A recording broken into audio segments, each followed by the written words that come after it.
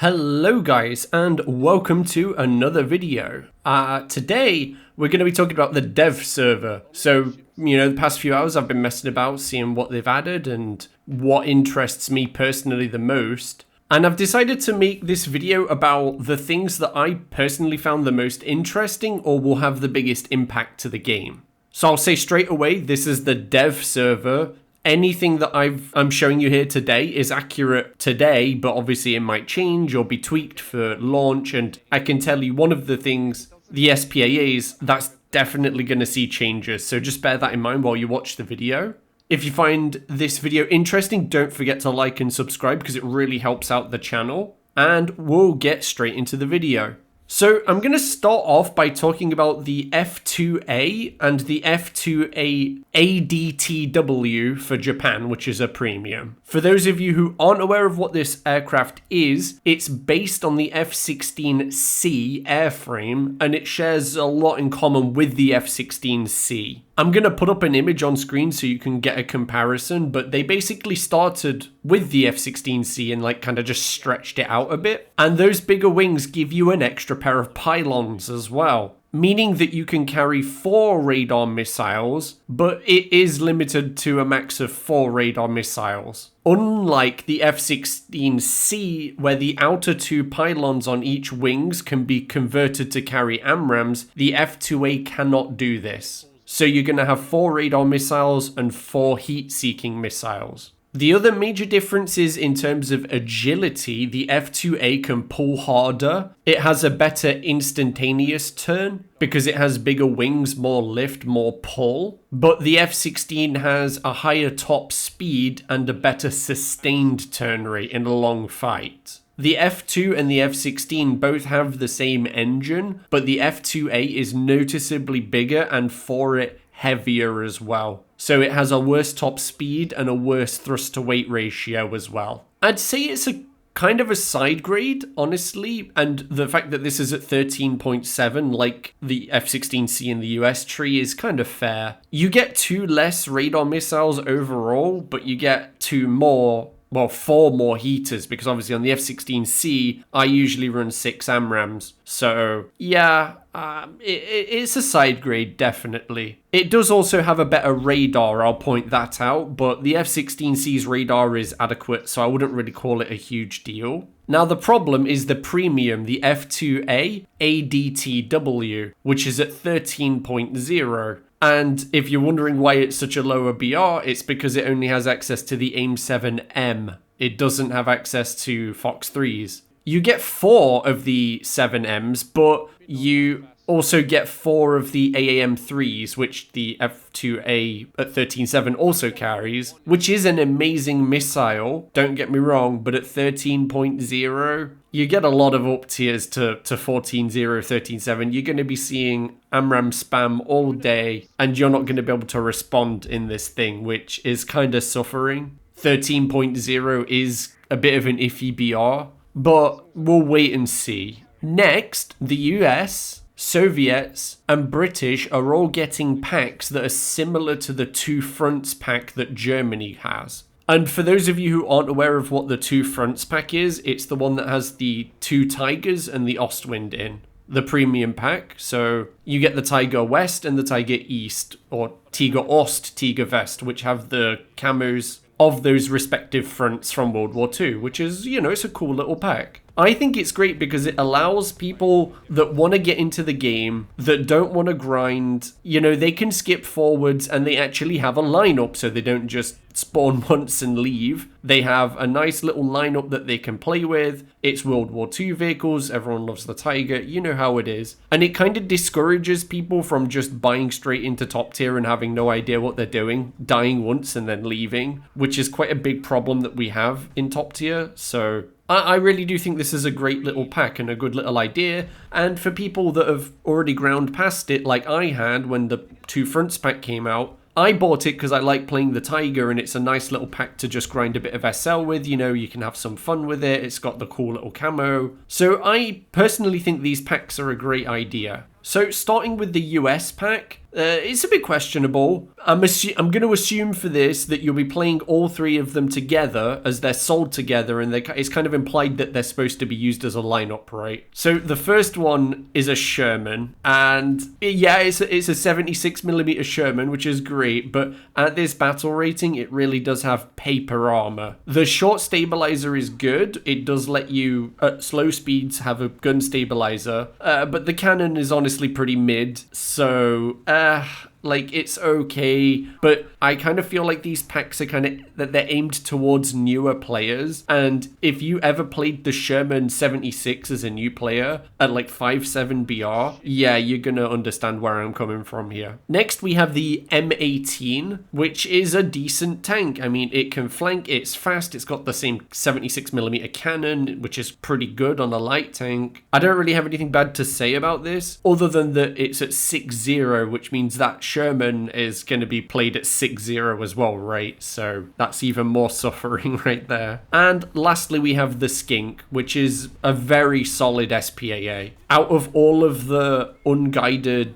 SPAAs, the World War II era and early Cold War SPAAs that don't have any guidance, the Skink is one of my favorites. I think it's a very strong little tank. Next, we have the Soviet 45 pack for, I'm assuming, 1945 tanks, Battle of Berlin theme. First, we have the IS-1, which is, I mean, it's pretty mid. It's got big weak spots, but it's fine, I guess. You can bounce in some areas relatively well. But you've got to bear in mind, you're going to be going against German cannons, and the upper front plate is quite easy to penetrate for most German cannons. Soviets and Germans often face each other at this BR, so just bear that in mind. But yeah, mid, but it's fine. Then we have the T-34-85, and I am not a big fan of this tank. For a very long time I've said the armor is paper, it's like 45mm, the cannon is mid, the mobility is questionable, you got a little bit of speed, but it doesn't handle very well. I don't know. I've never been a huge fan of this thing. I think it's over-tiered. I think it's suffering to play. You always get up-tiered at 5.7. So yeah, I'm not I'm not so sure about that one. And then, as your SPAA vehicle, you have the Hanno Mag. This is a variant of the Sonderkraftfahrzeug 251/21, which is in the German tech tree at like 3 point something, with its little 315mm MG151s. Well, this is a variant with MG151s, but in 20mm, because the Germans produced two variants of this cannon, so has a little bit more whack-in power, so it's a higher BR. But this is, as far as I'm aware, the only vehicle in any of these packs that's unique. Like, we don't have a 20mm version of the 251 in the tech tree, so yeah. But I mean, I'm not gonna cry over this, it's not a huge difference, it's not the end of the world. Lastly, for the British, we have the Overlord pack. I'm assuming this is going to be themed around D-Day, Operation Overlord. First, you have the Sherman Firefly with the camo net, which is very nice. I love the Sherman Firefly. I think it's a great tank. It's a bit squishy, a little bit easy to pen, but the 17-pounder more than makes up for that. At 4.7, it's a great cannon. 4.7 Britain is one of my favorite lineups to play for Britain, honestly. Probably my favorite lineup for Britain, so I think I'll be picking this one up in a sale. I can say that. Next, we have the Avenger. Again, it has the same cannon as the Firefly, the 17-pounder. Has a ever so slightly faster reload, but it also has gun depression. This has 10 degrees of gun depression. It's quite speedy. It's got a good engine, but it's got paper thin armor, so don't really be relying on its armor. Then, as the third vehicle, we have the Crusader AA, which is just a closed top tank with a pair of 20 mils. The belts are a little bit annoying to deal with. You always feel like you run out of ammo when you're firing a belt off, but it's fully enclosed. I've got a lot of games in this thing. I think it's a pretty solid SPAA. So, like, overall, I'd say when people ask me now that, hey, I'm looking to get into the game, I'm looking at buying a premium, what should I buy? This is going to be my first recommendation.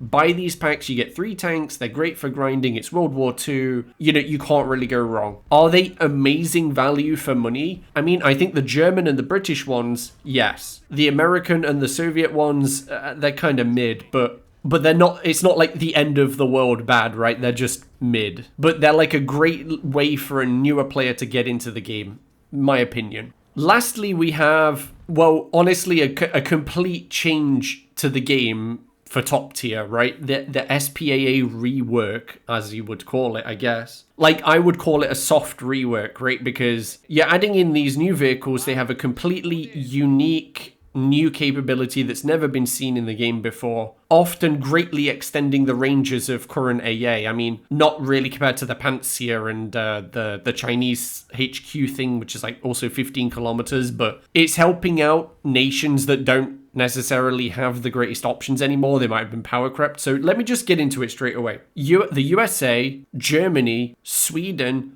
and Japan are getting multi-vehicle SPAAs, with China and Israel also getting new top-tier AA that's kind of in the same vein, but they're in one vehicle. So let me show you how this works with some footage in the background of the German R.I.P. So when you spawn in, you will be in the command vehicle with the radar on it, right? Which you can drive around and use as normal, but you'll see there are no missiles, there's no way to fire. So you can now place down up to 2 launcher vehicles. And the distance you can place these is quite far. I mean, it's a few hundred meters away you can place down. You can see in the footage. So once they're down, you can then switch between any of these vehicles that you have active. So, you know, you can switch between the command vehicle or either of the 2 firing vehicles that you put down. And then it works much like a normal SPAA. The difference is that the sight doesn't work. You can't just jump in the sight. You have to actually target these radars using the like T-Wiz type system, you know, TWS kind of system. If you've played with the Pantsir or TWS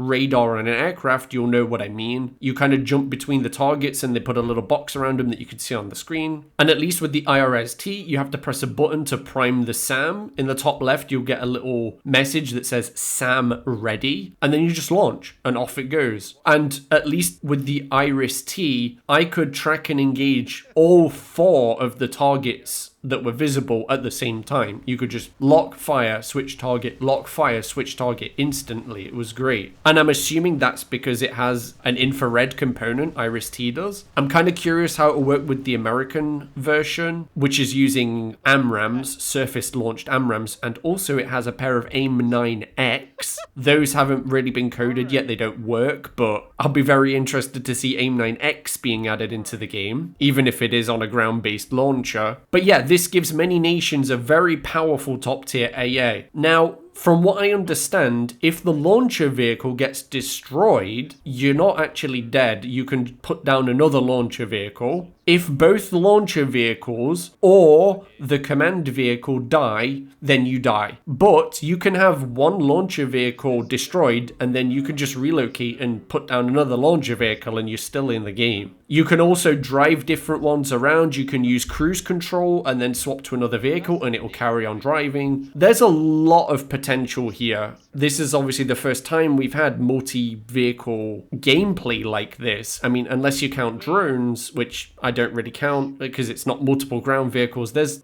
I could talk for a long time about this, but I'm going to stop here. The last actual note I'm going to add is that they don't have the little box that you can put down with ammo. I don't know whether that's intentional or whether that's an oversight. It was pretty clear to me that these are still in like an early stage. So expect a follow-up video when they've ironed out the kinks and they've fully coded everything in. If they do a second dev server with that or they update it. So yeah, we've got a lot of interesting stuff coming. That was just a brief overview with the stuff that I personally found interesting. So if you want a follow-up video with all the stuff I haven't discussed yet, leave a comment down below. I'm always interested to hear feedback and ideas for more videos, what you like, what you don't like. And so yeah, if you enjoyed the video, smash that like and subscribe. It helps out the channel a lot and I always appreciate it. Also, if you're new, come drop down below and look and find our Discord. Again, I get a lot of feedback from videos in there. So yeah, thanks for coming guys, and I'll see you in the next one.